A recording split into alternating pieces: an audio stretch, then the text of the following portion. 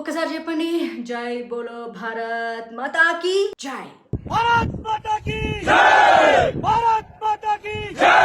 పోలీసుల్ని ఎర్రి ఎంగలప్పలు ఎదవల్ని చేసి నక్సలైట్లను హీరోలుగా చూపించిన సినిమాలు ఆఫ్ కోర్స్ చిన్నప్పుడు నేను కూడా ఇష్టపడ్డాను, ఎందుకంటే రియాలిటీ తెలియదు కదా.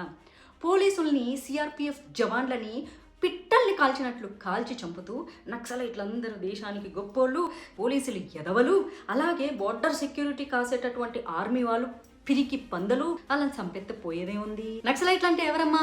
గిరిజన ప్రాంతాల సంరక్షణ కోసం పనిచేస్తున్నామంటూ చాలా మందిని బెదిరించి డబ్బులు తీసుకొని ఆ గిరిజన ప్రాంతాల వాళ్ళకు ఇంచ్ డెవలప్మెంట్ కూడా చేయకుండా ఇన్నాళ్ళు వాళ్ళ బతుకులు అడుక్కు తినేలాగా చేసిన వాళ్ళు. అలాంటి వాళ్ళని ఎలిమినేట్ చేసేస్తుంటే ఏడుస్తున్నారు.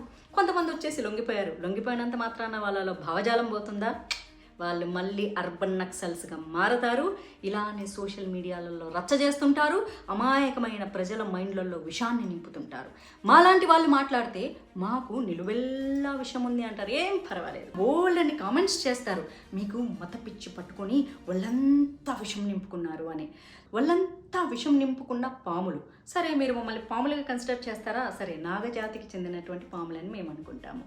మేము శ్రీ మహావిష్ణువు శయనించినటువంటి ఆదిశేషు వారసులమని అనుకుంటాము. మేము శత్రువులను మాత్రమే కాటేస్తాము, మంచి వాళ్ళను దీవిస్తాము. శత్రువుల సంహారం మాత్రం చేయాలి.